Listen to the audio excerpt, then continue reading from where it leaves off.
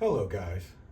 In this video, we're going to be talking about what we think is the most important aspect of firearm ownership and firearm usage. And that thing is firearm safety. So in this country, we have the privilege that many countries throughout the world do not have, and that's the right to possess and use firearms. But in the words of Uncle Ben from Spider-Man, with great privilege or power comes great responsibility. And so we want to be responsible gun owners in the handling and usage of our firearms. So we're going to go over what we generally term the 4 rules of firearm safety. Rule number 1 is that the gun is always loaded. Now, the way I like to frame this is the gun is always loaded until you verify that it's not. So for instance, in the case of a semi-automatic, which we have a replica here, we want to do 2 things. We want to make sure, first of all, that there's no magazine in the magazine well. And then with the open slide, we also want to visually verify that there's no round in the chamber. If it's a low light situation, additionally, we want to go ahead and stick a finger in there just to be sure that there's no cartridge in the chamber. If we're dealing with a revolver, we want to flip the cylinder out and likewise examine each individual chamber to verify there are no rounds in the gun. Anytime a firearm is in your presence, you should always know its condition.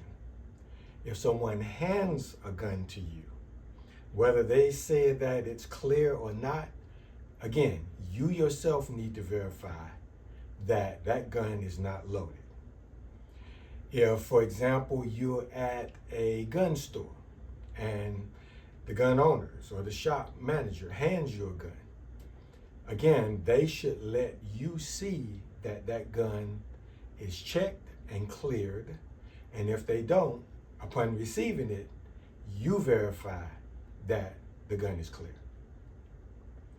Rule number 2, never point the firearm at anything or anyone whom you do not wish to destroy. Meaning, what we like to call, never allow the muzzle, the part where the bullet comes out, to cover anything that you do not wish to actually shoot. Rule number 3, keep your finger out of the trigger guard and off the trigger until you have identified your target and you're ready to fire. Again, out of the trigger guard, off the trigger until you're on target and ready to fire. If you're doing anything else, talking, consulting, any other activity, where your full focus is not on that target and you're not ready to shoot, your hands should be in a manner similar to this, outside of the guard and along the frame of the gun. The first 3 rules, or I should say 3 out of 4 rules, you could look at them as being redundant. So in other words, you could, even though it wouldn't be a safe practice, you could disobey one and the other 2 would still keep someone from being actually hurt. So, for example, if the gun is not loaded, then you could potentially point it at someone. You could even potentially pull the trigger. No harm, no foul. If, for example, the gun is loaded, okay? And you're actually pointing it at someone. As long as your hand's off the trigger or your fingers off the trigger, no harm, no foul. But ideally, we want to manage all 3 of those first 3. The 4th rule in firearm safety is always know your background or your backstop. What is it that is beyond the target? So for example, what I like to say is, whatever is beyond your target is your target. So if I'm pointing the gun in a general direction, be it a bad guy, be it a target at the range. I want to be well aware of what's in the background so that should I miss, no harm, no foul. So again, those 4 rules are: the gun is always loaded until you verify that it's not. Never point it at anything you do not intend to destroy. Finger off the trigger and out of the trigger guard until you've clearly identified your target and you're ready to fire. And know what's in the background at all times.